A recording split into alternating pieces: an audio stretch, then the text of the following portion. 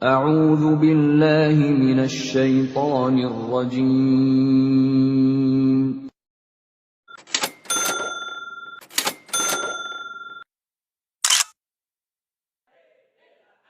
Semua bid'ah adalah sesat dan tidak ada bid'ah hasanah. Orang yang mencontohkan dan memberi kita teladan untuk menjauhi bid'ah serta melarang bid'ah adalah Rasulullah Shallallahu Alaihi Wasallam. Beliau bersabda, "Barang siapa membuat suatu perkara baru dalam urusan kami ini, urusan agama, yang tidak ada asalnya, maka perkara tersebut tertolak." Hadits riwayat Bukhari nomor 2697 dan Muslim nomor 1718. Rasulullah Shallallahu Alaihi Wasallam juga bersabda, "Barang siapa melakukan suatu amalan yang bukan berasal dari kami, maka amalan tersebut tertolak." Hadits riwayat Muslim nomor 1718. Bahkan tidak hanya sekali dua kali beliau bicara masalah bid'ah. Rasulullah Shallallahu Alaihi Wasallam setiap memulai khutbah biasanya beliau mengucapkan, "Amma ba'du, sesungguhnya sebaik-baik perkataan adalah kitabullah dan sebaik-baik petunjuk adalah petunjuk Muhammad Shallallahu Alaihi Wasallam. Sejelek-jelek perkara adalah perkara agama yang diada-adakan. Setiap perkara agama yang diada-adakan itu adalah bid'ah. Setiap bid'ah adalah kesesatan." Hadits riwayat nomor 867. Tidak hanya itu, di akhir-akhir hidup beliau masih mewanti-wanti masalah bid'ah. Al-Irbad bin Sariyah radhiyallahu anhu mengatakan, Rasulullah Shallallahu Alaihi Wasallam salat bersama kami suatu hari. Setelah salat beliau menghadap kami kemudian memberikan nasihat yang mendalam yang membuat air mata berlinang dan hati bergetar. Maka ada berkata, "Wahai Rasulullah, seakan-akan ini adalah nasihat orang yang akan berpisah, apa yang engkau pesankan kepada kami?"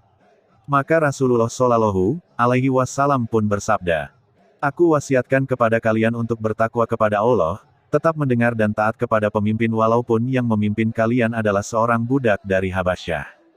Karena barang siapa di antara kalian yang hidup sepeninggalku nanti, dia akan melihat perselisihan yang banyak. Maka wajib bagi kalian untuk berpegang pada sunnahku dan sunnah Khulafaur Rasyidin yang mereka itu telah diberi petunjuk. Berpegang teguhlah dengannya dan gigitlah ia dengan gigi geraham kalian. Jauhilah dengan perkara agama yang diada-adakan karena setiap perkara agama yang diada-adakan adalah bid'ah dan setiap bid'ah adalah kesesatan." Hadits riwayat At-Tirmidzi nomor 2676, ia berkata, hadits ini hasan sahih. Semua bid'ah adalah sesat dan tidak ada bid'ah hasanah. Bid'ah dalam agama mempunyai banyak bahaya, baik bagi agama Islam maupun pelakunya. Di antara bahaya bid'ah adalah 1. Amalan pelakunya tertolak. Orang yang membuat bid'ah dan mengamalkan bid'ah maka amalannya tidak diterima oleh Allah Ta'ala, berdasarkan hadits. Barang siapa membuat suatu perkara baru dalam urusan kami ini, urusan agama, yang tidak ada asalnya, maka perkara tersebut tertolak. Hadits riwayat Bukhari nomor 2697 dan Muslim nomor 1718. 2. Bisa mendapat laknat dari Allah Ta'ala. Setiap orang yang membuat bid'ah dalam agama maka hakikat telah melakukan sesuatu hal yang dimurkai dan dibenci oleh Allah Ta'ala, karena telah mengubah-ubah aturan dan agama yang diturunkan olehnya. Nabi Shallallahu Alaihi Wasallam bersabda, "Barang siapa berbuat bid'ah di dalamnya, atau melindungi pelaku bid'ah, maka baginya laknat Allah, para malaikat, dan manusia seluruhnya." Muttafaq alaih. 3. Pelakunya sulit untuk bertaubat. Banyak dari pelaku bid'ah akan sulit untuk bertaubat, karena merasa apa yang dilakukannya adalah sebuah ketaatan. Bahkan tak jarang ketika kita menasihati mereka agar meninggalkan perbuatan bid'ahnya, mereka akan memusuhi kita dan menjuluki kita dengan sebutan yang tidak baik. Nabi Shallallahu Alaihi Wasallam bersabda, "Sesungguhnya Allah menutup taubat dari seorang pelaku bid'ah sampai ia meninggalkan bid'ahnya." Hadits riwayat At-Tabrani, sahih. Demikian pula penjelasan dari Imam Sufyan ats-Tsauri rahimahullah. Beliau berkata, bid'ah itu lebih disukai iblis dibandingkan dengan maksiat biasa. Karena pelaku maksiat itu lebih mudah bertaubat, sedangkan pelaku bid'ah itu sulit bertaubat. Talbis Iblis, Ibnul Jauzi. 4 perkara bid'ah dapat menghilangkan sunnah. Salah seorang ulama tabi'in, Imam Hasan bin Atiyah rahimahullah berkata, "Tidaklah suatu kaum melakukan suatu perkara yang diada-adakan dalam urusan agama mereka, bid'ah, melainkan Allah akan mencabut suatu sunnah yang semisal dari lingkungan mereka. Allah tidak akan mengembalikan sunnah itu kepada mereka sampai kiamat. Lamut Duril Mansur, halaman 21.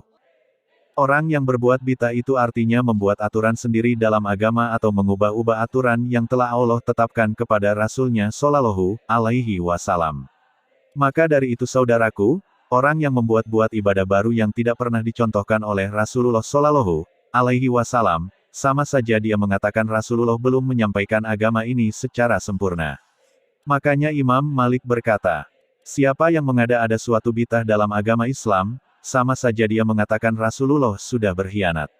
Kenapa demikian? Kata Imam Malik, karena Allah Subhanahu wa Ta'ala berfirman, pada hari ini aku telah sempurnakan untukmu agamamu. Al-Quran Surat Al-Maidah 5:3. Kata beliau, maka apa-apa yang di hari itu tidak termasuk agama, di hari ini pun tidak termasuk agama. A'udzu billahi minasy syaithanir rajim.